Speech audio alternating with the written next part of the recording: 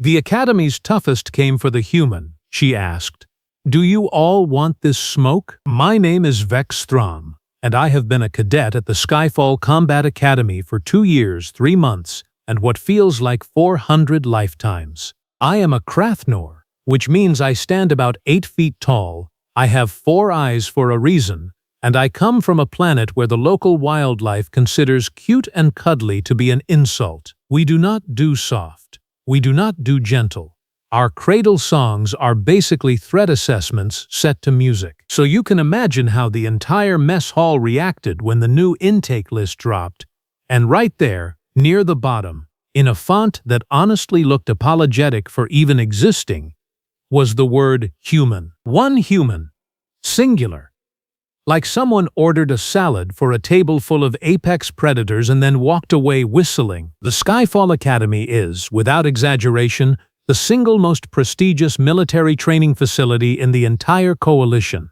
We are talking about a place that has produced fleet commanders, war heroes, and at least one being who punched a hole through a bulkhead using nothing but spite and forearm bones. This is not a school for the faint of heart, the weak of limb, or anyone who has ever used the phrase, "I think I'll sit this one out." And into this fine establishment walked a creature that, and I want to be very precise here, looked like it had been assembled from the leftover parts of a much smaller, much squishier species. Her name was Riley Quinn. She was, by Krathnor standards, approximately the size of a large house pet. No claws to speak of, no visible armor plating, no tail, no spines, not even a decent set of mandibles, just 2 arms, 2 legs, and a face that, I will admit, had an expression on it that I genuinely could not read. Not angry, not scared, just sort of pleasant, like she was waiting for a bus that she knew was going to be on time. She walked into the orientation hall chewing something. I later learned this was called gum, which apparently humans chew for no nutritional reason whatsoever, purely out of what I can only describe as a species-wide commitment to looking unbothered. And let me tell you, friends, it worked. Every single cadet in that hall turned to look at her. 8-foot Dranics brutes with shoulders like loading bay doors, Sessians with 4 arms and reflexes that could catch a thrown knife out of the air and then ask you politely why you threw it. Reptilian war-cast Vasic, with skin like armor plating and a collective sense of humor that ranged from none to negative. And Riley Quinn looked back at every single one of them, popped a small bubble with her gum, and said, completely to herself, but loud enough for the front 3 rows to hear, "Huh, bigger crowd than I expected?" I distinctly remember thinking, this poor creature is going to be eaten alive. Figuratively. Probably, I hoped, figuratively. The instructors gave their usual speech. Discipline, honor, the legacy of Skyfall, blah blah blah. You have all heard it. I will not bore you with it again. What I will tell you about is what happened during the social hour afterward, because that is where things started to get interesting. Now, every academy has a hierarchy, and ours was no exception. At the very top of that hierarchy sat a Vasic named Kriog Vass. Kriog was, and I want to be fair here, genuinely terrifying. He stood nearly 9 feet tall, had skin the color of old rust, and had not lost a single sparring match in 3 years. 3 years, at an academy where the sparring matches are not exactly gentle. Kriog had once cracked a training drone in half with his bare hands because, in his words, it looked at him wrong. Kriog took one look at Riley Quinn, sized her up the way you might size up a sandwich you were considering eating, and decided to share his professional opinion with the room. "Soft meat," he announced, in that booming Vasic voice that seemed to come from somewhere around his sternum. "Coalition is getting desperate, sending us soft meat now. I give it 1 week, maybe less." The room laughed. Of course it laughed. It was a good line by Vasic standards, and Kriog had an audience that loved him. Riley just stood there chewing. And then she smiled. Not a big smile, not a threatening one, just a small, almost private smile, like someone had told a joke that only she understood. And the joke was somehow about all of us. "Do you all want this smoke?" she said. Nobody knew what that meant. I certainly did not know what that meant. I asked my roommate, a Sasian named Pell, if he knew what smoke had to do with anything, and he just shrugged all four of his shoulders at once and said, "Maybe it's a human greeting." It was not a human greeting. I would like to formally apologize to Pell for that misinformation, but he is currently unable to receive apologies, for reasons we will get to. The first week of physical trials went about as you would expect. The obstacle courses on Skyfall are not designed for comfort. They involve gravity wells, simulated combat zones, climbing structures that actively try to throw you off, and a section we affectionately call the Ringer, which I will not describe in detail except to say that 3 cadets per cycle, on average, throw up during it. Everyone expected Riley to wash out during week 1. Honestly, a lot of cadets had bets going. Pell had 3 days. Karag, with the confidence of a being who has never been wrong about anything in his life, said 2 days. Riley finished the obstacle course on day 1 in a time that was, and I want to stress this, completely unremarkable. Middle of the pack. Not impressive, not embarrassing, just fine. Steady. She did not collapse. She did not vomit. She walked off the course, grabbed a water pouch, and sat down to watch the rest of us finish. And here is the thing that I noticed. Because I am, despite everything, an observant individual. She was not just sitting there, she was watching. Specifically, she was watching how everyone moved, how Karag favored his left side slightly when he turned, how Pell's third arm always moved a half second before his other 3, like a tell, how Borgath, the massive Dranix in our cohort, planted his feet wide and heavy, which made him an absolute wall to push against, but also made him slow to pivot. I did not think much of it at the time. I assumed she was just bored. In retrospect, bored was doing a lot of heavy lifting in that sentence, and I should have known better. By the end of the second week, the novelty of the human had mostly worn off for everyone except Karag, who had apparently decided that Riley's continued existence was a personal insult to him. This is a very Vasic way of thinking, by the way. Everything is personal to a Vasic. The weather is personal. Lunch being late is personal. A human walking around without immediately exploding is, apparently, deeply, deeply personal. So Karag and his little circle of friends, which included Borgath the Dranix and a Vasic named Threx, who mostly existed to laugh at things, Karag said, decided it was time for what they called an informal session. Now, I need to explain something about Skyfall. Officially, unsupervised sparring between cadets is against the rules. Unofficially, every instructor on this station has, at some point, looked directly at an unsupervised sparring match happening in the training annex and then looked directly away because there is an old, deeply embedded tradition here that the soft ones need to be toughened up early before it matters. It is not written down anywhere. It does not need to be, everyone just sort of knows. Karag cornered Riley after evening meal in the training annex, with about 30 cadets coincidentally also present. I was one of them, mostly because Pell dragged me there, insisting it would be educational. He was right, although not in the way either of us expected. "Human," Karag said, looming over her in a way that, I will be honest, would have made me reconsider several of my life choices. Time for a lesson. Nothing personal, just tradition. Riley looked up at him. Then she looked around at the crowd. Then she looked back at him, popped her gum and said, "Sure. You want to do this now or after I finish my dinner?" I had like 2 more bites left. The crowd laughed. Karag did not. "Now," he said. "Okay," Riley said, standing up and stretching in a way that looked almost lazy. "Who's first? Or are we doing this one at a time? Or..." She glanced at Borgath and Threx. "Is this a group activity? Because I want to set some ground rules if it's a group activity. I want you to understand something about this moment." There were 30 cadets in that room.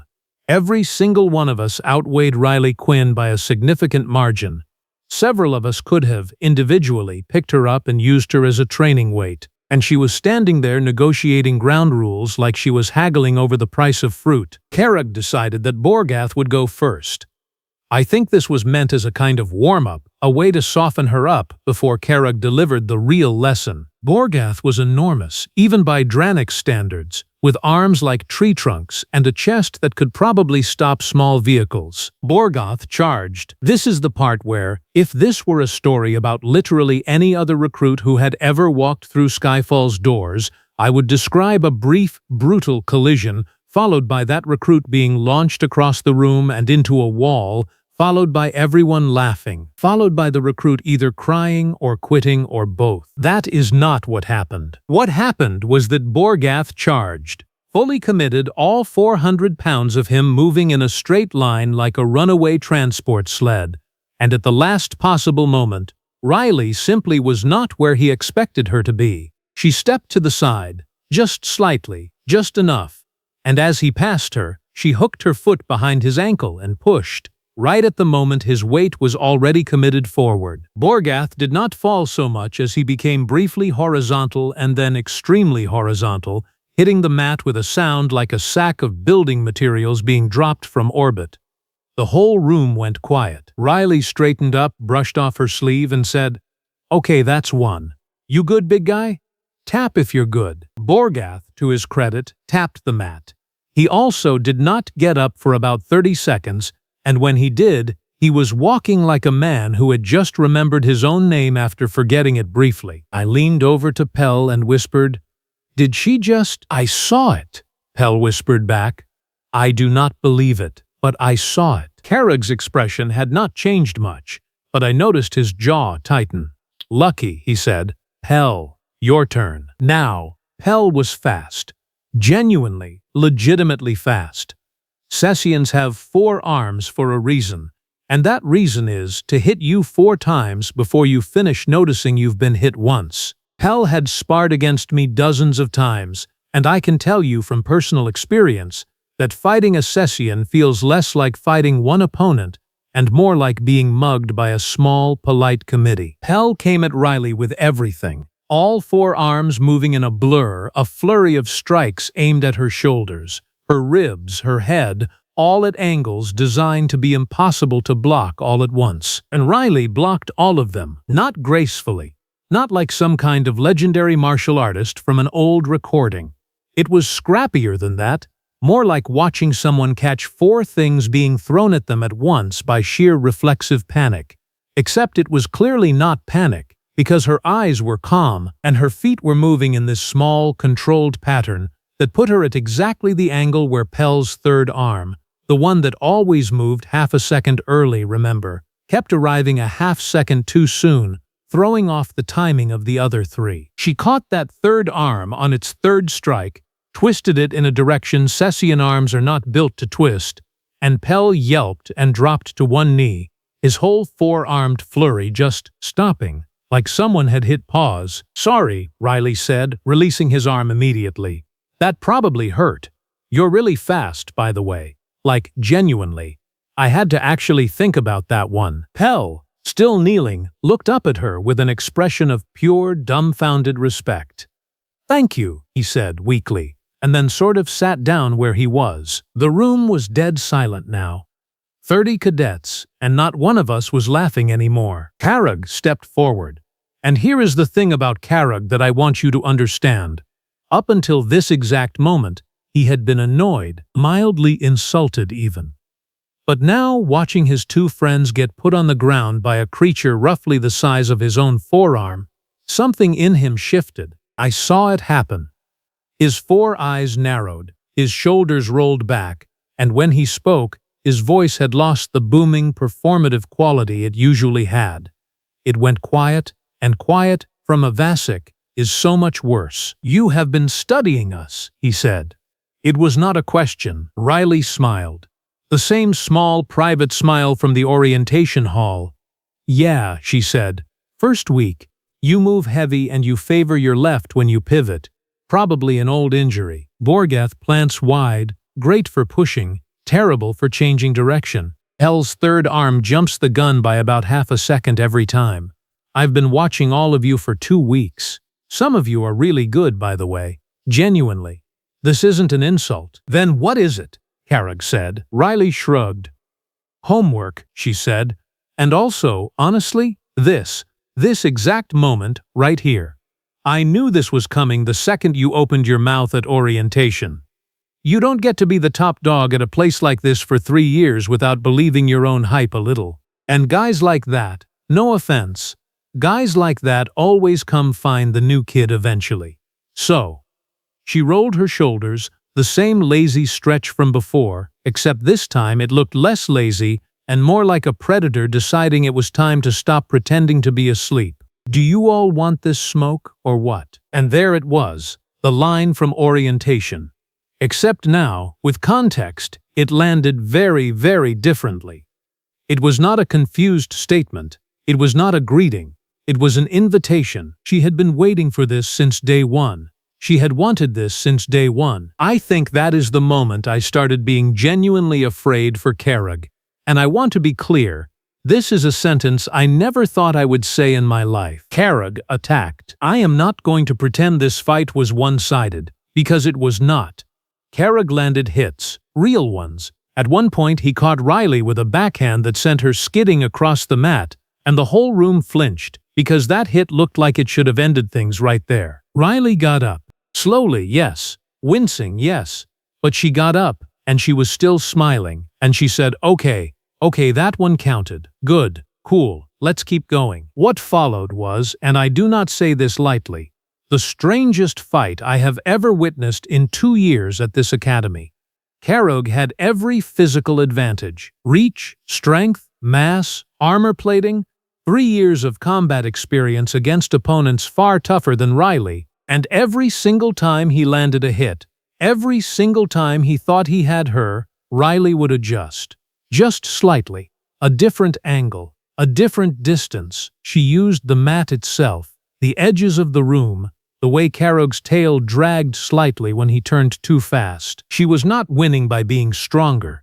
She was not winning by being faster, although she was definitely faster than any of us had given her credit for. She was winning by thinking, constantly, every single second, 3 steps ahead of a creature who had never had to think that hard about a fight in his entire life, because nothing had ever made him need to. The turning point came about 4 minutes in, which, for context, is an eternity in a fight between a Vasic and literally anyone, when Carag tried to grab her. A big, sweeping grab meant to lock her against his chest where his size would simply become unstoppable. Riley let him grab her. I want to repeat that, because it sounds insane.